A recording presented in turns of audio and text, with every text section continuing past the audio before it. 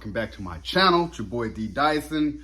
WrestleMania 40 Night 1 review. I appreciated it. I really did. Last WrestleMania I really watched was when The Undertaker lost to Roman Reigns. I just felt like creatively for the past couple of years it's really been up and down. The talent been up and down, the card's been up and down.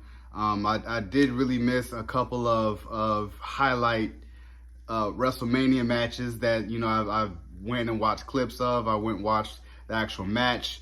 But I watched this last night in its entirety. The first time without Vince McMahon being any type of, not having anything to do with the company. And I loved how they started out with Triple H. You hear Triple H's entrance music. And just to tell people, you know, welcome to WrestleMania is truly, truly dope. And just to hear his entrance music starting it off, and it got me pumped and got me excited. And we started with Rhea Ripley and Becky Lynch, and that was a solid match. And we went on to the night.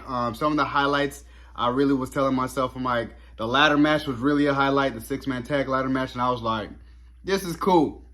This is dope. They were going through tables, you know, they were going through breaking ladders. It really made me miss the Dudleys, the Hardys, and Edge and Christian, as they were just innovators of that. But now it's a mainstay when it comes to WrestleMania. That was truly a entertaining match. Gunther, Sami Zayn. I just told myself, I'm like, I mean, Sami Zayn, sorry. I was telling myself, I'm like, you know, the build up for it was kind of like, but to see Sami knock off Gunther's Intercontinental title run, and I was kind of like, that was satisfying in a sense.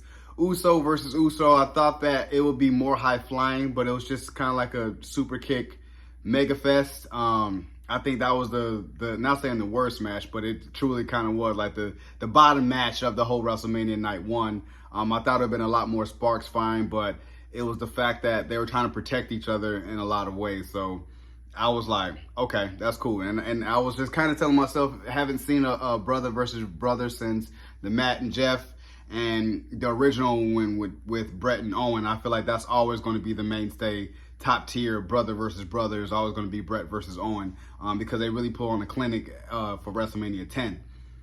But as we got in towards the night, what other matches was there other than those? That was kind of like my highlight. There was a couple of like, I think the big three. I was telling myself with Jade Cargill, Bianca Belair, and Naomi. And I was like, that was to see Jade Cargill. I really want to see Jade Cargill against Rhea Ripley next year for the title. And throw Charlotte Flair in there as she gets better. I think that'll be a interesting, entertaining match, as all three of them have that physical dominance and presence that, yeah, Charlotte Flair definitely can come back and be like, let's do wreck shop and just put on a clinic when it comes to them. I really enjoyed that match. The highlight of the night, TheRock, Roman Reigns, the Tribal Chief, Seth Rollins, and Cody Rhodes. And I like the entrances. I really, you know, with TheRock, as far as he didn't have to add it's the final boss engaged. I was like, dude, you already won intro of the year when it comes to you, because it just knocked off the If You Smell. But I liked how when you hit If You Smell, I just liked the entrance for that. So I was telling myself, I'm like, and how he comes out with the vest and the I thought he was gonna fight, and I'm like, dude, you're not gonna do much if you're gonna fight in that. But turns out he has his signature trunks, and I'm like, how big he was. I'm like, dude, you are huge. And Roman Reigns is secondly huge versus a body of Seth Rollins and Cody Rhodes, who they just look like average competitors, you know, like, you know, they're kind of like, but I liked how, you know, the Brute versus like how they're slashers in a sense. Like they can be physical, but, you know, they rely on aerial tactics. They rely on technical wrestling. They're all around wrestlers versus the physicality of like that Samoan dynasty, how big they are, you know. So I really enjoyed that match.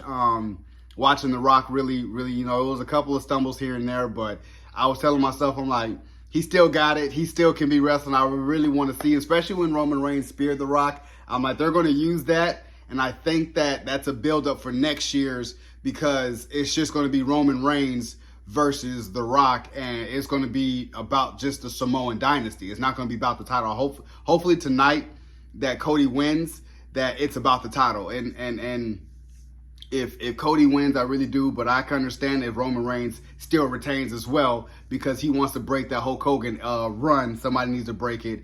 And then what better person than him to really get all the way to that level to break Hulk Hogan's record and then lose it to some SummerSlam or something like that. But I would love for Cody to really finish his story.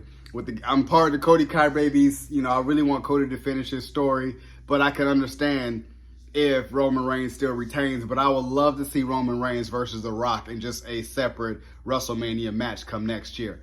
So, if you guys enjoyed my review, can't wait for night 2 of what everything is going to be taking place. That we just got word that Seth Rollins and Drew McIntyre is going to open the show. If you guys enjoyed my review, subscribe to my channel, post a comment down below, and like the video. It's your boy, D Dyson. Peace.